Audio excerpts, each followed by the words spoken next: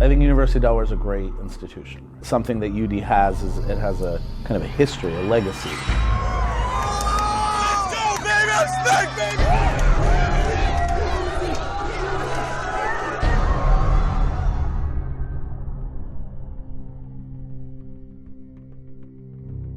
Generally, I would say the number one party school designation would be something viewed negatively by administration. That's not what we want to be known as. It has, to some extent, unfortunately, been very much oriented around rankings of all sorts.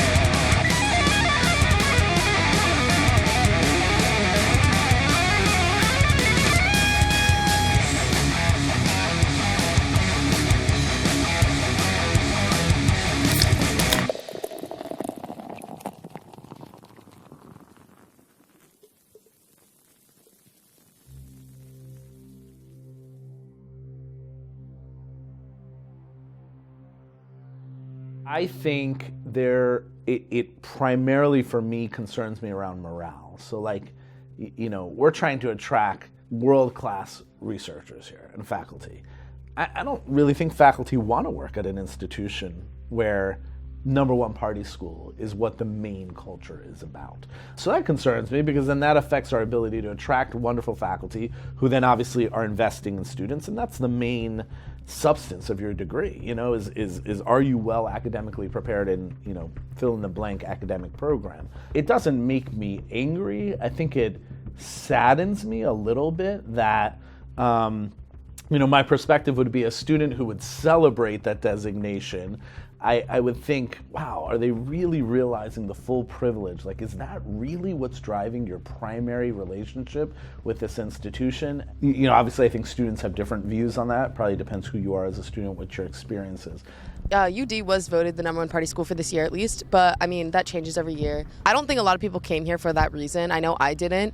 It is a nice upside, but there's so many other things that UD has to offer. I think party experience is different at a lot of schools, but for me, my favorite thing is to just be at a party with my friends. It's like a good outlet. Work hard during the week, want to kick back, enjoy college life. I guess every weekend I'll either have some type of get together, something like that. Maybe not a party, but maybe just hanging out on my back porch, something like that. I like to just go listen to live music with friends and stuff. I like to go just walk around outside in white clay because you don't need to be drunk 24/7. That's just an escapist mentality. It's a huge role in who we are as a community. I wouldn't say this is the biggest party school. I've gone and visited my friends at other schools, but definitely say that the party culture is the same, if not more. And I would also say I'm a pretty academic person, and I don't ever feel like there's an imbalance of partying versus school. Some of the city of Newark's enforcement tactics when we've had really large, what they call controlled party dispersals, where they cite everybody at a given party, they have a warrant, and so then you see headlines 100 students arrested. That's not a typical headline. So in some ways, what would be your conclusion if you don't know anything about the university? Wow, they must have a serious drinking problem. Which I'm not sure that I wouldn't say UD has a serious drinking problem. It has a drinking problem.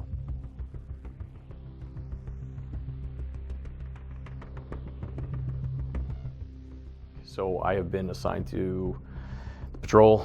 I've been a patrol master corporal and a patrol sergeant. I've also been assigned to the detective division. I did about 6 years in detectives. I'm currently and have been assigned to the Joint Terrorism Task Force for the past 10 years with the FBI.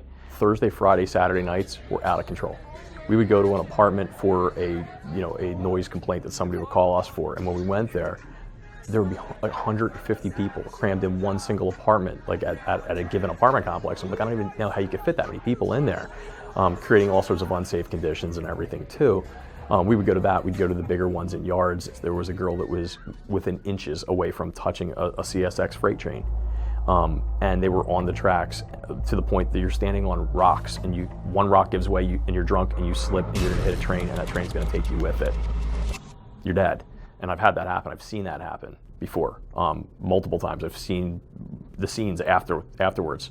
As a detective, I've investigated, train strike deaths, and oftentimes they are students that attend the University of Delaware, and the shift became daytime parties on Saturdays, which I'm not exactly sure why that happened, but it just did. And that became the culture, that became the norm. What I think the designation does is I think it does a few things. I think there's a few bad people in any group of anything, any group, period. And I think those people are trying to live up to it being the #1 party school. And you see that stuff on a lot of the social media stuff, on a lot of the Instagram pages and a lot of that stuff where they're like, no, we're the #1 party school. There's this like subculture here. And I've seen it a couple times come out. So a bunch of years ago, earlier in my career here at UD, there was this production company that came into town called Schmack, and they held a very large party, and it kind of created some chaos in town. And there was a lot of kind of issues after that. There is a pretty strong subculture here, I think, of students who both celebrate that designation and want to, frankly, advance it and hold on to it. And so I've asked myself a lot, what encourages that subculture? My guess is that that's a subculture that is, in fact, hosting a lot of the social events that get us to this kind of designation, though I think a lot of it's on perception, but, and even students who may not see themselves as being into the designation, they're supporting those social functions by going. So that's a hard line to separate. Like, how do you see the differences in that?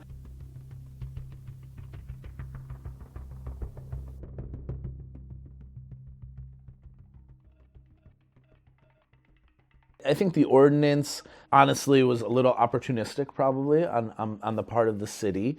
They kind of, the #1 party school in some ways gave the city, so to speak, the evidence, right, to say this is needed. So this thing basically came about last September. And the way that it came about is because there was one person who was a reporting person who lives in a community that's mixed between full-time permanent residents and student population residents in houses. And when I was out there at 2 o'clock in the morning talking to him about his concerns and why there were these parties going on and what was the bad behavior that was going on associated with them, I heard what he had to say. And later that night, I told my partner, this guy was rambling on about this thing. I have no idea what he's talking about, but I'm interested to see what it is. The way that the city council and the city solicitor decided to craft this law impacts the stuff that's currently there for the laws that are already illegal. You can't be providing people alcohol underage, and you can't have people on your property that are consuming alcohol or possessing it underage. Same law that it always was. Students make up like 2/3 of the population or something ridiculous like that. And obviously none of us are for it, but they kind of just like shut us out and obviously target us with this law where they're saying they're not targeting us. It's one of the things that's like upsetting about the ordinance is because maybe the big frat parties that like over 100, 200 people are there are getting busted, but I think I'm more upset about the fact that I'm technically not able to hang out with more than 4 of my friends at once. I think that we're making kind of a bigger deal about it than it's really gonna be. I think that they're looking for basically something to just kind of change those 500 to 600 people dages into 150, less than 200 person dages to kind of just make things safer and easier to patrol, essentially. I don't know, I can totally see where the town people are coming from with it, but I can also see how it's kind of closing our rights as students and just young people who want to have a good time. Because I mean, okay, I get it, you're older, you're in your 50s, but this is a college town, this is a college school, people are gonna party regardless of the laws that you put. It's sort of like most laws, if it's something that most people do and then you just randomly decide that it's not okay anymore, people are still gonna do it and they're just gonna get in more trouble than if you were just more open-minded about the situation. A lot of the backlash with the unruly gathering happened. It's well, how can they do that? This town wouldn't be anything if it wasn't for the kids, and the kids don't want to party here, then we're going to go to another. No, you're not. You're going to go to school here because truly when it comes down to it, you're paying for an education. You're not paying to party. So I have a slight concern that the ordinance is going to push more parties underground. And as much as I don't like dages, they're out in the open, they're in the backyard, There's something to be said for that kind of transparency, that our students feel comfortable.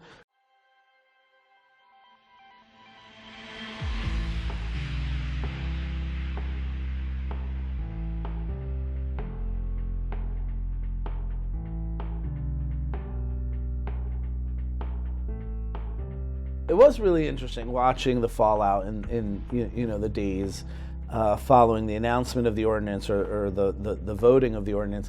I'm still surprised by how many students are willing to put their name or their face on a camera or their name behind a quote in the newspaper with quotes like, I have a right to party, or, you can find anything these days, right? So like I'm watching these TV interviews in the days after and thinking, I just hope this doesn't come back to bite you 10 years down the road when you're up for a promotion and somebody they Google your name and this comes up. I don't remember the last time that this many students on our campus got fired up about something. So that speaks to something too, which is concerning for me in my position of thinking like, yeah, this subculture is real. Like, students really care about this. Yeah, I did hear about the petition. I did sign it. We both signed it. And I don't really know like what the what's going on with it right now, but I did hear that from one person, like one of my friends, she said that it's not really going to do much. I'm not really sure though, but I hope it does something.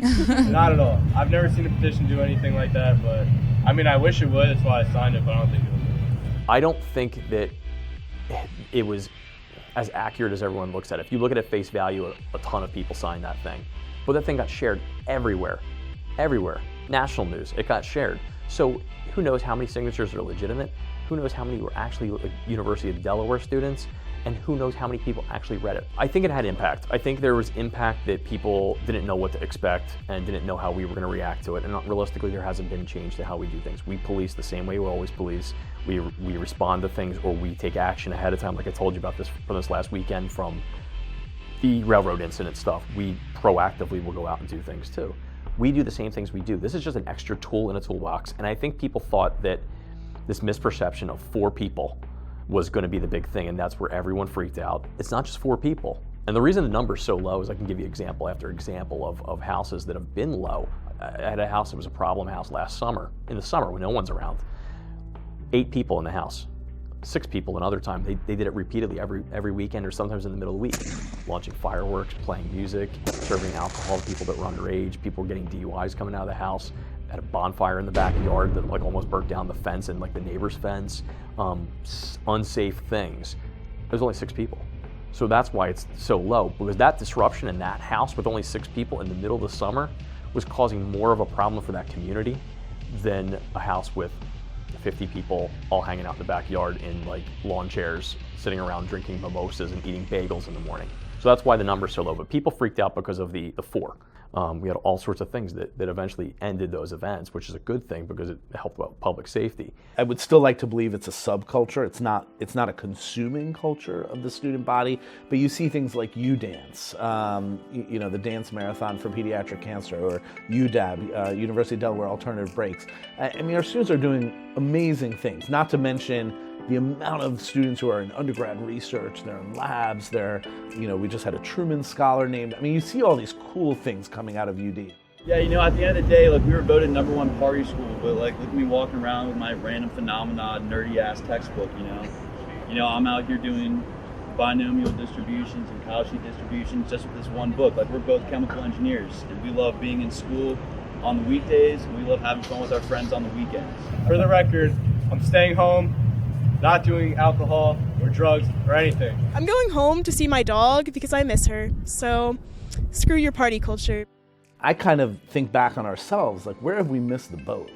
How come we're not connecting with that student in more, in richer ways? This is your home, and people don't recognize that this is your home. You spend more time as a student at the University of Delaware in this town than you do back home with mom and dad. And I'm trying my best, and I've been trying to figure out for years now how to get people to understand that and change that culture to accept Newark as home. I actually feel pretty optimistic about the ability of the city to work with the university, but it's going to have to be that, right? And it's in all of our best interest. I mean, obviously Newark, again, is really dependent on the university. But at the same time, you know, we're going to need to address kind of this set of issues. I don't want this us versus them mentality with people who are long-term residents and people who are here for 4 years. I want that bridge that, and I honestly don't want to be in the middle as the police anymore. And I think we're starting to bridge that gap.